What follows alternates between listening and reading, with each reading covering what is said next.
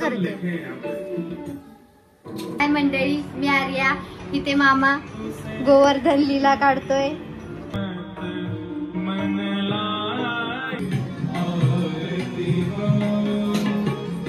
गोवर्धन गिरधर जी सुन ले हमारी गोवर्धन.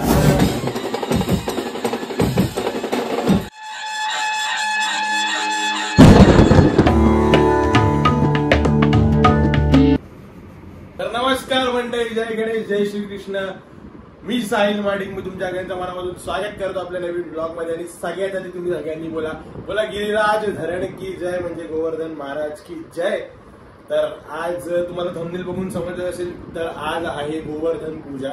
म्हणजे आपले गोवर्धन पर्वत आहेत, गिरिराज बाबा आहेत, ज्यांची आपण परिक्रमा दिली होती. आता जे मला इंस्टाला वगैरे फॉलो करतात त्यांना माहितीच असेल. आता आपण परिक्रमा केली होती, वृंदावनला गेलो होतो तेव्हा. तर हेच ते गोवर्धन महाराज ज्यांना श्रीकृष्णांनी आपल्या करंगईवर उचललं होतं, करंगईच्या नखावरती उचललं होतं. तर त्यांचं आज पूजन असतं दिवाळीमध्ये. म्हणजे यावेळेलाच गोवर्धन पर्वत उचलला होता. तर आज गोवर्धन पूजा करणार आहोत आपण. गोवर्धन पूजेची स्टोरी मी तुम्हाला नंतर सांगतो. आता थोडीफार जरा घरात घाई आहे, कारण आज आहे 56 भोग लालाचा 56 भोग. आपण अन्नकूट उत्सव करणार आहोत. तर त्यासाठीच घरात सगळं 56 भोग सिद्ध होणार आहे. आता वाजतायत 12. मला थोडा उठायला लेटच झालाय आणि काल रात्री पण तयारी करत होतो 56 भोगची, त्याच्यामुळे रात्री झोपायला उशीर झाला, त्याच्यामुळे उठायला लेट झाला. आणि सगळी तयारी वगैरे बाकी आहे. मम्मी भाजी आणायला गेली आहे. घरातच आपण सगळं 56 भोग सिद्ध करणार आहोत. तर द्रोण आणायला जायचं आपल्याला आणि ताटं वगैरे थोडं आणायला जायचंय. तर दर्शन येतोय, मार्केटला जाऊयात, ते सर्व घेऊयात आणि थोडी मिठाई वगैरे पण आणायची आहे. दर्शन आलंय, गर्मी आहे, भयंकर गर्मी आहे, बघू शकता.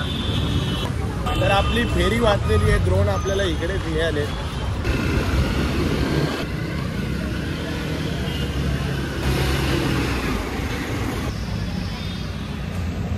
ऑलमोस्ट मिठाई पण झाले. लाडू सम्राट मध्ये वगैरे घेऊया बाकीचे. लाडू सम्राट मध्ये आलोय.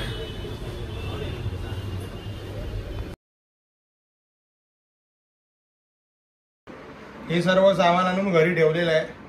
तर आता फक्त दादर मार्केटला जायचं आणि शेण आणायचं आहे. दादर मार्केटला जाऊन फुलं आणायचे आणि शेण इकडे आपल्या इकडे मिळेल.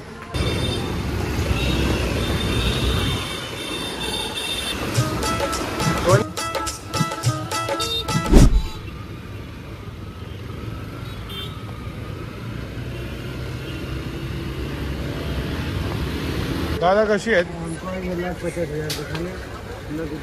हेल्मेट घालून मार्केटमध्ये फिरतोय. दर्शनला थांबवलंय गाडीजवळ. हार वगैरे घेतला, तर मोगरा घेतो.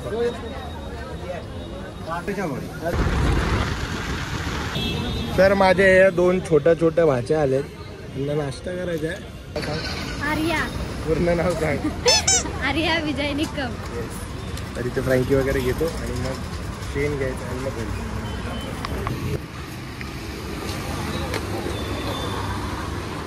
फायनली शेण घेतलेलं आहे. आता जाऊया घरी आणि करूया सुरुवात तयारीला. तर 4:45 वाजले. इथे पिशवाई वगैरे लागली आहे. आता इथे शेणाने सारवायला सुरुवात करतं. नंतर इथे गिरिराजी वगैरे बनवायचे. प्रोसेस तुम्हाला दाखवतो, तुम्ही कंटिन्यू लागतो.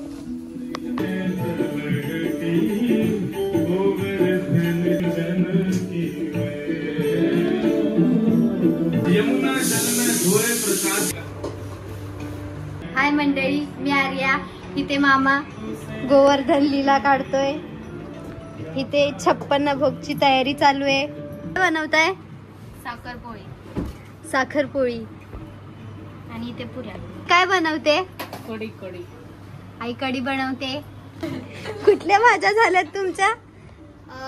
वाटाणा, 10 प्रकारच्या झाल्या. 10 प्रकारच्या भाज्या. गवारी, वाटाणा, फ्लॉवर, कोबी, भेंडी, वरण भात, कढी, फरसबी. आता उत्सवाला खूपच मजा येणार आहे.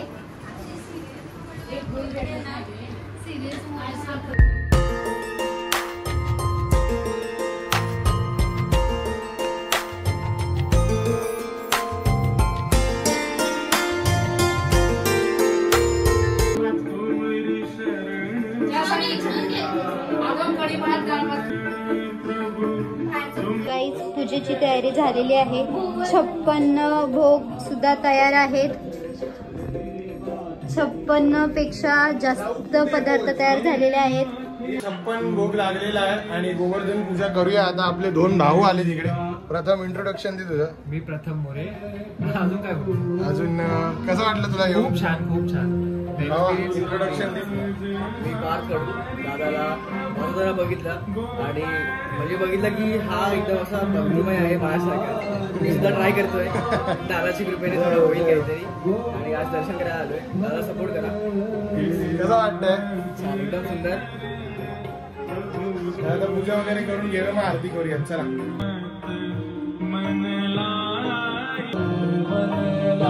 गिरिराज बाबा को पूजन किया और मेरा चेहरा मिले.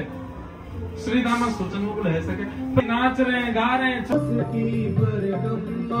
तेरी साथ कोस की परिक्रमा, तेरे साथ कोस की परिक्रमा, तेरे साथ कोस की परिक्रमा, तेरे साथ कोस की जाओ शाम.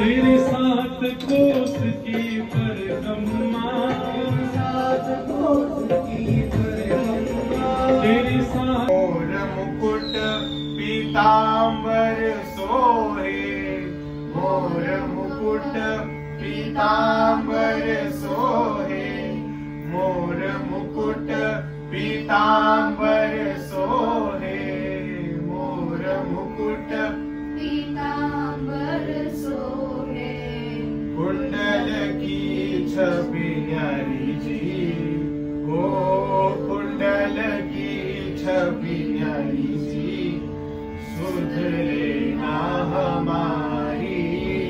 सेवा वगैरे झाली आहे, तर इकडे प्रसाद काढतोय आणि प्रसाद वितरण करू भावांमध्ये आपल्या. आम्ही पण प्रसाद खाऊ. आणि कसं वाटलं उत्सवाला येऊन? खूप छान. आवडला? स्वर्ग. छोटा मोठे बॅक टू होम म्हणजे चालले ते लोक. आता सोडतो स्टेशनला आणि परत जातो. आदळलाय चांगला, 56 खाल्लाय. चला मंडळी, गोवर्धन पूजा वगैरे झालेलीच आहे. तुम्ही बघितलं सर्व म्हणजे कसं काय काय झालं आज. तर फार मजा आली. तुम्हाला इन्फॉर्मेशन द्यायची राहून गेली. तर असं असतं की गोवर्धन पूजा म्हणजे जेव्हा श्रीनाथजींनी म्हणजे आपल्या लालांनी गोवर्धन उचलला होता, करंगईच्या नखावरती उचलला होता.